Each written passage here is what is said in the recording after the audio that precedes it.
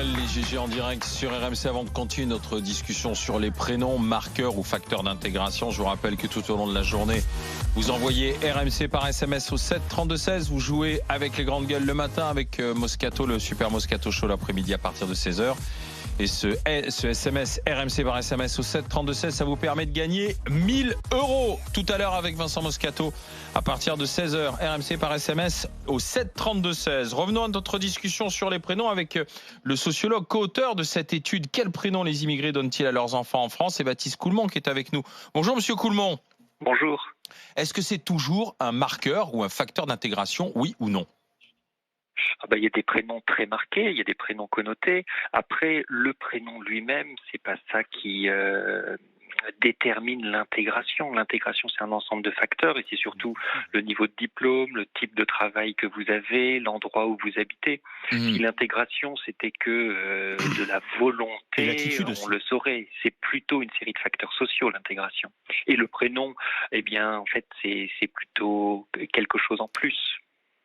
Mais comment expliquer que finalement les immigrés sur 3 générations ont privilégié de plus en plus des prénoms internationaux comme tout le monde en fait? En fait, prenons le groupe des petits enfants d'immigrés. Il y en a une bonne partie qui n'ont que 1 ou 2 grands-parents immigrés. Ils ont un grand-père qui vient du Maroc, mais qui a épousé une Française, qui ensuite, les enfants ont épousé des enfants d'immigrés, d'Europe du Sud. Donc, le groupe des enfants d'immigrés, des petits enfants d'immigrés, il est très divers et c'est très difficile pour des grands-parents. Mettez-vous les grands-parents peuvent pas agir sur leurs enfants. Ils peuvent pas dire ça serait bien que tu donnes ce prénom-là. Les enfants vont trouver que ces prénoms sont de vieux prénoms et ils préfèrent des prénoms courts qui se terminent en A pour les filles, comme tout le monde. Pourquoi comme tout le monde, les prénoms courts qui se terminent en A, ce sont comme lesquels? Emma, Léna. Allez-y, voilà. Baptiste. C'est les prénoms à la mode aujourd'hui pour les filles.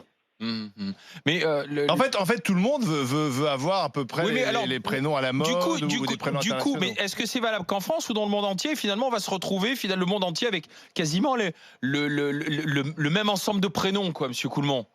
Non, pas le même ensemble de prénoms, parce que la mode en France, pour les filles, c'est des prénoms courts qui terminent en A, mais c'est pas nécessairement la même chose en Allemagne ou en Russie ou en Turquie.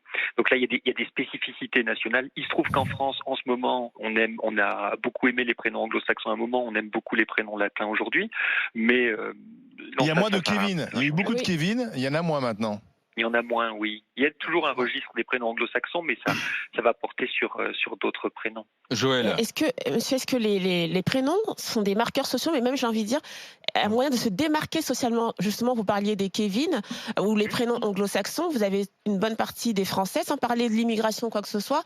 On va dire peut-être d'une catégorie sociale CSP, CSP+, enfin voilà, qui va refuser d'aller vers du Kevin ou du Brenda et qui va plutôt rester sur des prénoms, on va dire très très classiques pour se démarquer justement de cette frange de la population qui serait un peu beauf, on va dire. Oui, en fait, dans les prénoms se joue de manière symbolique la lutte des classes.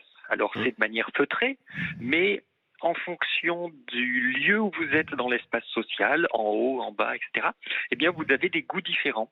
C'est parce que vos amis, vos proches, vos cousins, vos collègues aiment un certain type de prénom et on est influencé par les autres. Et on ne cherche pas nécessairement à se distinguer, mais on souhaite donner des prénoms qu'on aime et parfois on aime le camembert, parfois on aime le roquefort, parfois on aime Emma, parfois on aime les deux, on aime Brenda. Parfois on aime les deux. Oui. Ah oui. C'est quoi pour la mode masculine, parce qu'on disait donc pour les filles c'est plutôt des prénoms qui se terminent par A, et pour les garçons en ce moment? Il y a beaucoup moins de concentration sur une terminaison. Alors les prénoms en O, Enzo, Théo, etc. Léo sont plus des prénoms de garçons. Mais il y a beaucoup moins de concentration sur une terminaison que pour les prénoms des filles. En gros, on arrive à repérer assez facilement les prénoms des filles et le reste, du coup, c'est les prénoms de garçons. Et le retour des vieux prénoms, moi, c'est les prénoms de mes grands-parents. On entend alors des René, André, on entend des Marcel, des Suzanne, des prénoms. C'est vrai ça, Monsieur Coulmont? Ça revient, ça? Ouais. Ça revient, mais ça revient beaucoup moins fortement que ça ne l'était avant. Et surtout, c'est pas propre à notre génération. Quand dans les années 60-70, on a commencé à appeler des petits garçons Nicolas, C'était un vieux prénom. En hommage à son père. C'était un prénom qui sonnait comme un prénom de grand-père. Mais après, il a pris une autre coloration. Aujourd'hui, Nicolas, c'est juste un prénom d'adulte. Oui, dommage. Est-ce que vous pensez qu'il y a des prénoms et des noms qui sont pas conciliables? Par exemple, c'est pas Roger Abdelhamid. Quoi? Ah ben non. Roger Abdelhamid. Est-ce que c'est conciliable? Oui, c'est conciliable. Il y a tellement de variétés dans les choix des prénoms. Alors, la première fois qu'on l'entend... Mais est-ce que vous pensez... Alors moi, je pose une question. Est-ce que celui qui s'appelle... joueur de Toulon. Est-ce que vous êtes conscient que celui qui s'appelle comme ça, il va s'intégrer... je sais pas, parce qu'il a quand même un nom. Oui, là, il va avoir un problème. En fonction de son attitude, mais aussi dans ceux qui s'appellent Nordine, Kader ou autres en France, ça sera compliqué pour lui. Parce qu'il y a aussi un rejet, de ceux qui ont une connotation dans leur prénom et leur nom qui sont pas en adéquation. Oui, c'est là que je voulais en venir. Vous voyez, alors qu'il y a un raisonnement qui se prépare, mais je suis désolé d'aller un peu vite pour vous. Je promets d'aller un peu moins vite, ce qui te surprendra pas, toi qui t'occupes des TGV. Merci, Monsieur Coulmont, d'avoir été avec nous. Non, mais là, t'es allé chercher un cas, là, même Monsieur Coulmont était quand même. Oui, et désolé d'élever le. Et il va repasser son diplôme de sociologue. Du coup, écoutez, j'arrête. Je laisse ma place à Mourad. Non, mais il était venu avec Eva et Elsa. Permettez que je lise. Ça va trop loin. Ce mail. C'est la question que je me suis posée. J'ai un nom qui est très arabisé, Boudjelal. Je me dis, est-ce que ça peut correspondre à un prénom qui. Bah oui, Bernard Boudjelal. Est-ce que tes parents, ils avaient envisagé de t'appeler René Mourad?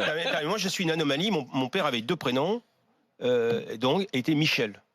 Mais c'était quoi son prénom du coup? Moi, je suis une anomalie parce que ses grands-parents étaient moitié arméniens et moitié algériens. Ah oui. Et donc, ma grand-mère s'appelait Marie Bedros Karamanian, il n'y a pas plus arménien que ça, et était chrétienne. Et donc, elle a donné un prénom chrétien à mon père.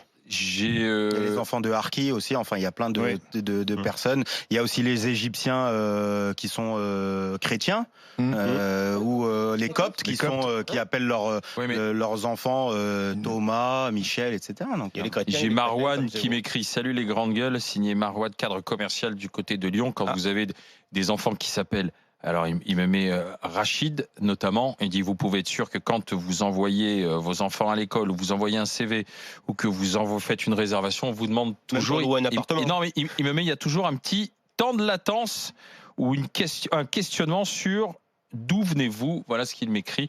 Marwan sur rmc.fr. La consultation sur les prénoms qui sont facteurs d'intégration ou non, vous me dites oui à 72% sur rmc.fr, donc vous voyez quand même, et oui 70% sur Twitter. Bah tiens, si on parlait anglais dans un instant, parce que ça peut être un facteur d'intégration dans le monde aujourd'hui, seulement les Français, on reste quand même mauvais en anglais, et les GG veulent savoir pourquoi. À tout de suite au 32-16.